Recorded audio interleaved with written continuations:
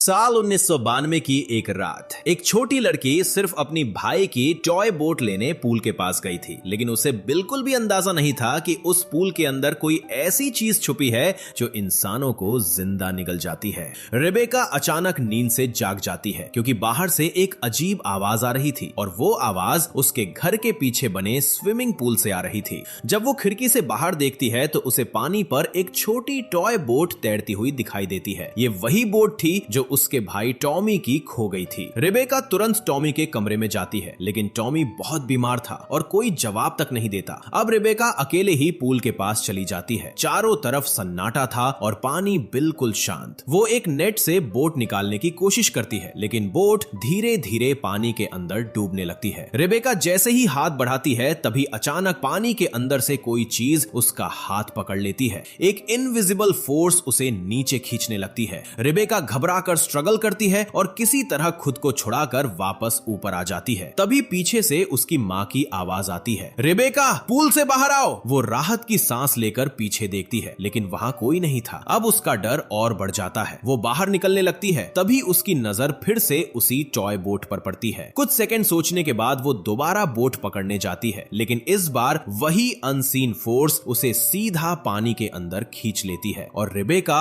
हमेशा के लिए गायब हो जाती है। कई साल बाद वॉलर फैमिली एक नया घर ढूंढ रही होती है। फैमिली में थे रे, उसकी वाइफ ईव और उनके दो बच्चे इजी और एलियट। रे पहले एक प्रोफेशनल बेसबॉल प्लेयर था, लेकिन एक डेंजरस इंजरी ने उसका पूरा करियर खत्म कर दिया। अब वो बस अपने परिवार के साथ शांत जिंदगी चाहता था। एक दिन उन्हें एक बड़ा और काफी सस्ता घर मिलता है। घर शानदार था, लेकिन एक चीज सबसे अलग थी। बैकयार्ड में बना एक पुराना स्विमिंग पूल। पूल के ऊपर एक बड़ी टार्प ढकी हुई थी। रे क्यूरियोसिटी में उसके पास जाता है, तभी उसे वहां एक पुरानी बेसबॉल दिखाई देती है। वो बॉल उठाता है और अचानक उसका पैर फिसल जाता है। वो सीधा टार्प के ऊपर गिरता है और टार्प धीरे धीरे पानी के अंदर डूबने लगती है। रे बाहर निकलने की कोशिश करता है, लेकिन ऐसा लगता है जैसे कोई चीज उसे नीचे खींच रही हो। कुछ सेकंड तक उसकी हालत बेहद खराब हो जाती है, लेकिन काफी स्ट्रगल के बाद वो किसी तरह बाहर निकल आता है। इस इंसिडेंट के बाद फैमिली डर जाती है और फैसला करती है कि शायद ये घर सही नहीं है। लेकिन अगले दिन डॉक्टर रे को और भी बुरी खबर देता है। उसकी इंजरी अब सिर्फ इंजरी नहीं रही थी, उसे मल्टीपल स्क्लेरोसिस नाम की बीमारी हो चुकी थी। मतलब उसका बेसबॉल करियर हमेशा के लिए खत्म। अब उसके लिए सिर्फ लाइट एक्सरसाइज ही पॉसिबल थी और स्विमिंग उसके लिए सबसे बेहतर ऑप्शन थी। यही सुनकर रे एक शॉकिंग आइडिया देता है, क्या हम वही पूल वाला घर खरीद लें? उसे लगता है शायद वही पूल उसे फिर से बेहतर महसूस करा सकता है। कुछ दिनों बाद फैमिली उस घर में शिफ्ट हो जाती है। घर की सफाई शुरू होती है और एलियट को पूल ड्रेन साफ करने का काम मिलता है। जैसे ही वो ड्रेन के अंदर हाथ डालता है, उसका हाथ बुरी तरह कट जाता है और उसी समय ड्रेन से गंदा काला पानी बाहर निकलने लगता है। पूरा माहौल अचानक डरावना हो जाता है। बाद में पूल क्लीनर्स आते हैं और उनका लीडर एक शॉकिंग बात बताता है। उसके मुताबिक ये कोई नॉर्मल पूल नहीं था, ये एक नेचुरल पूल था जिसका पानी जमीन के नीचे से आता था और खुद ही साफ रहता था। ऐसे पूल्स बहुत रेयर होते हैं। पूल साफ होने के बाद फैमिली फाइनली रिलैक्स करने लगती है और तभी कुछ अजीब होने लगता है। रे जब भी पानी में जाता उसका शरीर पहले से बेहतर महसूस करता। उसकी ताकत वापस आने लगती है और उसे फिर से उम्मीद दिखने लगती है। लेकिन दूसरी तरफ उस पूल में कुछ बेहद खतरनाक भी छुपा हुआ था। उसी रात ईव अकेले पूल में स्विमिंग कर रही होती है, तभी अचानक उसे पानी के अंदर कुछ दिखाई देता है। एलियट की कैट दूर बैठकर पूल को घूर रही थी, जैसे उसे पानी के अंदर कुछ दिखाई दे रहा हो। ईव उसे इग्नोर करके स्विमिंग करती रहती है। तभी उसे पूल के पास रे जैसा कोई इंसान खड़ा दिखाई देता है। ईव दोबारा देखती है, लेकिन वहां कोई नहीं था। उसी समय पूल की लाइट्स फ्लिकर करने लगती हैं और धीरे धीरे बंद हो जाती है। डरकर ईव तुरंत पूल से बाहर निकलती है और रे से पूछती है कि क्या वो बाहर था, लेकिन रे कहता है कि वो पूरे समय सो रहा था। उस रात एलियट की कैट फिर पूल के पास जाती है। तभी पानी में एक टॉय बोट तैरती हुई दिखाई देती है, बिल्कुल वैसी ही जैसी रेबेका ने सालों पहले देखी थी। अब पता चलता है कि ये वही हाउस है जहां रेबेका गायब हुई थी। अगली सुबह कैट गायब मिलती है, सिर्फ उसका कॉलर पूल में तैर रहा था। एलियट टूट जाता है। तभी रे नोटिस करता है कि उसके हाथ का कट पूरी तरह हील हो चुका है। इसके बाद रे फिर से रात में चोरी छिपे पूल में स्विमिंग करने लगता है। हर बार पानी में जाते ही उसकी बॉडी पहले से बेहतर महसूस होने लगती है। डॉक्टर भी शॉक्ड हो जाता है क्योंकि रे की रिकवरी असामान्य तरीके से हो रही थी। अब रे को लगने लगता है कि शायद वो फिर से नॉर्मल लाइफ जी सकता है। एक दिन एलियट अकेले पूल में कॉइन गेम खेल रहा होता है, तभी अचानक पानी में कॉइन्स गिरने लगते हैं, जैसे कोई उसे पूल के डीप एरिया की तरफ बुला रहा हो। आखिरी कॉइन ड्रेन के पास गिरता है। एलियट जैसे ही उसे उठाता है, उसे एक लड़की की आवाज सुनाई देती है। वो घबराकर ऊपर आता है, लेकिन वहाँ कोई नहीं था। फिर वही आवाज पूल के अंदर बने डार्क ओपनिंग से आती है। ये रिबेका की आवाज थी। वो एलियट से कहती है कि अगर वो उसकी मदद करेगा तो वो उसका टॉय वापस कर देगी। एलियट ओपनिंग के अंदर अपना टॉय देखता है और उसे निकालने की कोशिश करता है। तभी अचानक एक सड़ा हुआ हाथ उसका टॉय पकड़ लेता है। एलियट डर कर तुरंत बाहर भाग जाता है। जब ईव पूल चेक करती है तो वहाँ कुछ नहीं मिलता। रे भी एलियट की बात पर विश्वास नहीं करता। उसे लगता है एलियट इमेजिनेशन कर रहा है, इसलिए वो स्कूल के बच्चों के लिए एक पूल पार्टी रखने का फैसला करता है। अगले दिन रे स्कूल की बेसबॉल टीम के साथ प्रैक्टिस करता है। पहले वो कमजोर पड़ जाता है, लेकिन अचानक उसकी बॉडी में वही ताकत लौट आती है जो उसे पूल में महसूस होती थी। इस बार वो एक परफेक्ट होम रन मार देता है। सब लोग शॉक्ड रह जाते हैं, लेकिन एलियट और इजी समझ चुके थे कि रे के साथ कुछ नॉर्मल नहीं हो रहा। उसी रात रे और ईव डिनर पर चले जाते हैं और इजी घर पर रुकती है। वो अपनी फ्रेंड के साथ पूल में मार्को पोलो खेल रही होती है। तभी अचानक पूल की लाइट्स फ्लिकर करने लगती हैं और फिर पूरा पूल अंधेरे में डूब जाता है। अंधेरे पूल के अंदर कोई चीज इजी को देख रही थी। पानी के नीचे एक डरावनी शैडो छुपी हुई थी, लेकिन इजी को लगा वो उसकी फ्रेंड है। वो उसे पकड़ने के लिए पानी के अंदर जाती है और तभी उसका सामना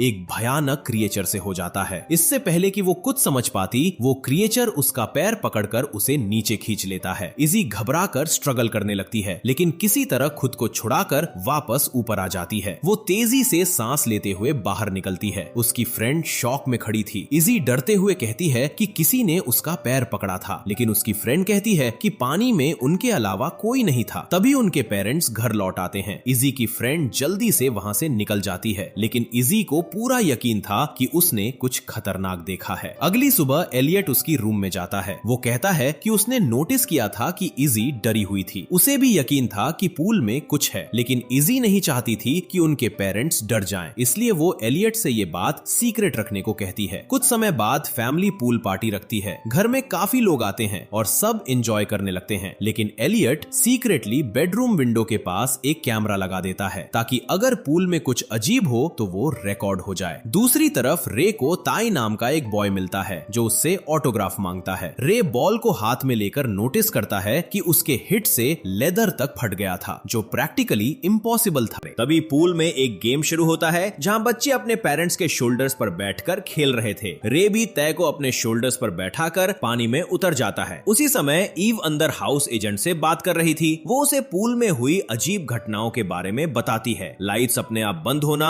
और एलियट का डर जाना। पहले तो एजेंट बात टालने की कोशिश करती है, लेकिन दबाव डालने पर वो सच बता देती है। वो कहती है कि सालों पहले इसी घर में रिबेका नाम की लड़की पूल में गायब हो गई थी। उसके बाद लोग इस हाउस को हॉन्टेड मानने लगे और कोई यहाँ रहना नहीं चाहता था। लेकिन तभी पार्टी के दौरान कुछ भयानक हो जाता है। पूल के ड्रेन से एक काली शैडो बाहर निकलती है और धीरे धीरे पानी के अंदर रे की बॉडी में घुस जाती है। अचानक रे का बिहेवियर बदल जाता है, जैसे कोई और उसे कंट्रोल कर रहा हो। वो धीरे धीरे पीछे की तरफ पानी में जाने लगता है। ताई अभी भी उसके शोल्डर्स पर बैठा था और अब वो पानी के अंदर डूबने लगता है। ताई स्ट्रगल करता है, लेकिन रे उसे कसकर पकड़े रहता है। आसपास कोई नोटिस नहीं करता, लेकिन हिडन कैमरा से एलियट सब देख लेता है। वो घबराकर ईव को बुलाने भागता है। तभी ताई के पेरेंट्स देख लेते हैं कि कुछ गलत हो रहा है। वो तुरंत पूल में कूदकर ताई को बाहर निकालते हैं। ताई बच जाता है, लेकिन उसके लेग्स बुरी तरह घायल हो चुके थे। उसी समय रे भी पानी में अनकॉन्शियस मिलता है। फैमिली उसे बाहर निकालती है। सब लोग शॉक में थे। किसी को समझ नहीं आता कि आखिर हुआ क्या था। बाद में पुलिस इन्वेस्टिगेशन करने आती है, लेकिन ईव समहाउ ताई के पेरेंट्स को केस फाइल ना करने के लिए मना लेती है। हालांकि वो रे को वार्निंग देते हैं कि वो ताई और बेसबॉल टीम से दूर रहे। ईव को पूरा यकीन हो चुका था कि पूल में कुछ डेंजरस है। वो तुरंत घर छोड़ने का फैसला करती है और पैकिंग शुरू कर देती है, लेकिन रे जाने से मना कर देता है। उसके मुताबिक यही जगह उसकी जिंदगी वापस ला रही थी, क्योंकि पूल उसे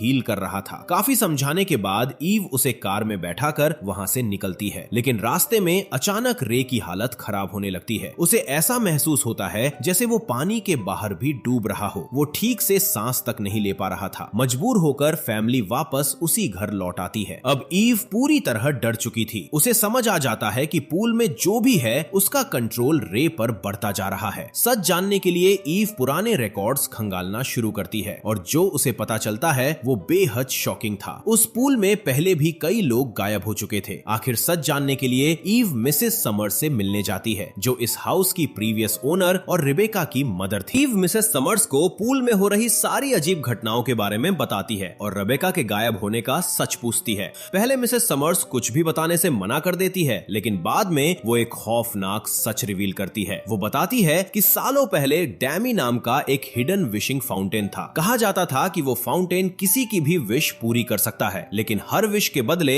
उसे एक जिंदगी चाहिए होती थी और उसी फाउंटेन का पानी समहाउ इस पूल से जुड़ा हुआ था। इसलिए उस पूल में एक डेंजरस एंटिटी रहती थी। वो लोगों की विशेस पूरी करती थी, लेकिन बदले में किसी की जान ले लेती थी। फिर मिसेस समर्स एक और शॉकिंग बात बताती है। जिस रात रेबेका गायब हुई थी उस रात वो खुद अपने होश में नहीं थी। एंटिटी ने उसे कंट्रोल कर लिया था। अंदर ही अंदर वो चाहती थी कि उसका बीमार बच्चा ठीक हो जाए, लेकिन उसकी कीमत रेबेका की जिंदगी बनी। ये सुनकर ईव पूरी तरह शॉक हो जाती है। अब उसे समझ आ जाता है कि ये पूल किसी को फ्री में हील नहीं करता। हर मिरेकल की एक कीमत होती है। डरते हुए ईव पूछती है कि वो अपनी फैमिली को कैसे बचा सकती है, लेकिन जवाब देने से पहले ही मिसेस समर्स की हालत अचानक खराब होने लगती है। उसे भी वैसा ही महसूस होता है जैसे वो पानी में डूब रही हो। फिर अचानक उसके आईज, नोज और माउथ से काला पानी निकलने लगता है। पोजेस्ड होने से पहले वो सिर्फ एक बात कहती है, the fountain will always take its price. इसके बाद ईव डर कर वहां से भाग जाती है और रे को बार बार कॉल करती है, लेकिन वो फोन नहीं उठाता। उसी समय रे शावर में था और एंटिटी एक बार फिर उसे कंट्रोल कर लेती है। थोड़ी देर बाद इजी और एलियट स्कूल से घर लौटते हैं। घर में अजीब सन्नाटा था। एलियट किचन में पानी लेने जाता है, तभी उसे अपनी मिसिंग कैट की आवाज सुनाई देती है। वो आवाज उसे सीधे पूल तक ले जाती है। पूल में उसे एक फ्लोट पर शैडो दिखाई देती है। उसे लगता है कि वो उसकी कैट है। एलियट ट्रैम्पोलिन पर चढ़कर उसके पास जाने लगता है। तभी पूल लाइट्स फिर फ्लिकर करने लगती हैं और टार्प अपने आप बंद होने लगता है। लेकिन जैसे ही एलियट फ्लोट के पास पहुंचता है, वहां उसकी कैट नहीं बल्कि वही डार्क एंटिटी थी। इससे पहले कि वो भाग पाता, एंटिटी उसे पकड़कर सीधे पानी के अंदर खींच लेती है। अंदर घर में इजी उसकी चीख सुन लेती है। वो भागकर बाहर आती है, लेकिन तब तक टार्प पूरी तरह बंद हो चुका था। वो उसे हटाने की कोशिश करती है मगर फेल हो जाती है। तभी ईव घर पहुंचती है। दोनों मिलकर टार्प हटाने की कोशिश करती हैं, लेकिन वो नहीं हटता। मजबूर होकर ईव सीधे पूल में कूद जाती है। उसी समय इजी किचन में हेल्प के लिए फोन करने जाती है, लेकिन टूटे हुए ग्लास पर गिरकर उसका हाथ बुरी तरह कट जाता है। दूसरी तरफ ईव पूल के अंदर एलियट को ढूंढ रही थी, लेकिन वो कहीं नहीं मिलता। तभी उसे ड्रेन के पास एक डार्क ओपनिंग दिखाई देती है। ईव खुद को एक होज से बांधती है और उस अंधेरी टनल में चली जाती है। घर के अंदर रे आता है, लेकिन अब वो पूरी तरह पोजेस्ड था। वो इजी पर हमला कर देता है और कहता है कि एलियट को सैक्रिफाइस के लिए चुना गया है। इजी डर कर गराज में छुप जाती है और रे धीरे धीरे उसके पीछे आने लगता है। वहीं दूसरी तरफ ईव उस डार्क टनल के अंदर आखिरकार एलियट को अनकॉन्शियस हालत में ढूंढ लेती है। वो तुरंत उसे लेकर वापस आने लगती है, लेकिन रास्ते में दर्जनों ट्रैप्ड स्पिरिट्स उसका रास्ता रोक लेते हैं। किसी तरह स्ट्रगल करके ईव वहां से निकल जाती है, लेकिन अब वो अंधेरे में रास्ता भटक चुकी थी। तभी अचानक उसके सामने रेबेका की स्पिरिट दिखाई देती है। रेबेका बिना कुछ बोले ईव को बाहर जाने का रास्ता दिखाती है। आखिरकार ईव एलियट को लेकर सरफेस पर वापस आ जाती है, लेकिन एलियट सांस नहीं ले रहा था। ईव घबराकर उसे सीपीआर देने लगती है। तभी पीछे से पोजेस्ड रे आ जाता है और कहता है, you can't stop the sacrifice. ऐसा लग रहा था कि अब फैमिली खत्म हो जाएगी, लेकिन तभी इजी बेसबॉल बैट लेकर आती है और रे पर हमला कर देती है। कई बार मारने के बाद रे जमीन पर गिर जाता है। कुछ सेकंड के लिए उसे होश वापस आ जाता है। फैमिली तुरंत वहां से भागने की कोशिश करती है, लेकिन जैसे ही वो पूल से दूर जाते हैं, एलियट की हालत फिर खराब होने लगती है। डार्क फोर्स उसे वापस पूल की तरफ खींचने लगती है। तब रे को सच समझ आ जाता है, अगर सैक्रिफाइस पूरा नहीं हुआ तो एलियट मर जाएगा। आंखों में आंसू लिए रे अपनी फैमिली की तरफ देखता है और उनसे माफी मांगता है। इजी उसे रोकने की कोशिश करती है, लेकिन रे अपना फैसला कर चुका था। वो धीरे धीरे पूल की तरफ बढ़ता है, फिर अपनी फैमिली को आखिरी बार देखता है और सीधे पानी में कूद जाता है। उसी पल डार्क शैडोज पानी से बाहर निकलती हैं और रे को अंदर खींच लेती हैं और इसी के साथ सब खत्म हो जाता है। कर्स आखिरकार अपनी कीमत ले लेता है, लेकिन इस बार रे की सैक्रिफाइस से उसकी फैमिली बच जाती है। कुछ समय बाद ईव, एलियट और इजी चुपचाप उसी पूल के पास खड़े होते हैं। वो बच तो गए थे, लेकिन रे को हमेशा के लिए खो चुके थे। ईव कहती है कि अब उन्हें ये घर बेचकर कहीं दूर नई जिंदगी शुरू करनी चाहिए, लेकिन एलियट और इजी कुछ और सोच रहे थे। उनका कहना था कि अगर वो सच में अपने फादर को ऑनर करना चाहते हैं तो उन्हें ये सुनिश्चित करना होगा कि आगे कभी किसी और फैमिली के साथ ऐसा ना हो। आखिरकार फैमिली मिलकर उस पूल को हमेशा के लिए खत्म करने का फैसला करती है। वो पूरा पानी निकाल देते हैं और पूरे पूल को मिट्टी से भर देते हैं। उसी के साथ उस कर्स्ड फाउंटेन का कनेक्शन भी हमेशा के लिए बंद हो जाता है और सालों पुरानी इविल पावर आखिरकार शांत हो जाती है। इसके बाद वॉलर फैमिली वहां से हमेशा के लिए चली जाती है, लेकिन उस पूल में जो कुछ हुआ था वो कभी नहीं भूल पाती। तो आपको ये मूवी कैसी लगी कमेंट करके जरूर बताना, और अगर आपको ये एक्सप्लेन पसंद आया हो तो वीडियो को लाइक और चैनल को सब्सक्राइब करना मत भूलना।